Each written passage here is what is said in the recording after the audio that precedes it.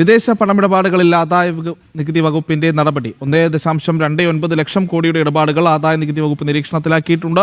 42 കോടിയോളം രൂപ സിംഗപ്പൂരിലേക്ക് മാത്രം ഒഴുകിയതായി റിപ്പോർട്ടുണ്ട്. മൊത്തം ഇടപാടുകളുടെ 72% സിംഗപ്പൂർ, UAE, ചൈന രാജ്യങ്ങളിലേക്കാണ് മറിയുന്നത്.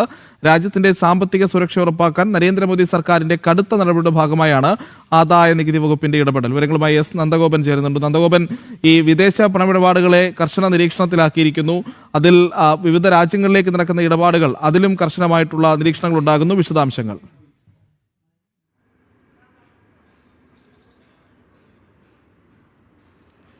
3 രാജ്യങ്ങളിലേക്ക്, ചൈന, സിംഗപ്പൂർ, UAE 3 രാജ്യങ്ങളിലേക്ക് 1.29 ലക്ഷം കോടി രൂപയാണ് അവിടേക്ക് ഒഴുകിയേക്കുന്നത്. അത് എങ്ങനെ ഒഴുകി, ഏത് അക്കൗണ്ടുകളിലേക്ക് ഒഴുകി, യഥാർത്ഥ ബെനിഫിഷ്യറീസിലേക്കാണോ അല്ലെങ്കിൽ യഥാർത്ഥ ഗുണഭോക്താക്കളിലേക്കാണോ ഈ പണം എത്തിയത്, അതോ രാജ്യത്ത് വലിയ സാമ്പത്തിക തട്ടിപ്പ് ലക്ഷ്യമിട്ടുകൊണ്ട് ഇൻകം ടാക്സ് നൽകുവാതിരിക്കുവാൻ വേണ്ടിയുള്ള നടപടികളുടെ ഭാഗമാണോ എന്നുള്ളതാണ് ഇപ്പോൾ ആദായ നികുതി വകുപ്പ് പരിശോധിക്കുന്നത്. ഏതാണ്ട് നിരവധി അക്കൗണ്ടുകൾ ഇപ്പോൾ നിരീക്ഷണത്തിലാണ്. 72%, അതായത് മൊത്തം ഈ തുകയുടെ 1.29 ലക്ഷം കോടി രൂപയുടെ ഏതാണ്ട് 72% സിംഗപ്പൂരിലേക്കാണ് ഒഴുകിയിട്ടുള്ളത് എന്നുള്ളതാണ്. 41,885 കോടി രൂപയാണ് സിംഗപ്പൂരിലേക്ക് മാത്രം പോയിരിക്കുന്നത്. അതാണ് ഇതുമായി ബന്ധപ്പെട്ടത് ഏതെങ്കിലും തരത്തിലുള്ള തട്ടിപ്പിൻ്റെ ഭാഗമാണോ ഇത്രയധികം പണം ഈ രാജ്യത്തേക്ക് ഒഴുകിയെത്തിയത് എന്നുള്ള കാര്യമടക്കം ആദായ നികുതി വകുപ്പ് വിശദമായി പരിശോധിക്കുകയാണ്. ഏതാണ്ട് 1000 അക്കൗണ്ടുകൾ ഇതുമായി ബന്ധപ്പെട്ട് ആദായ നികുതി വകുപ്പ് കൃത്യമായി നിരീക്ഷിക്കുന്നു. പ്രജൻ.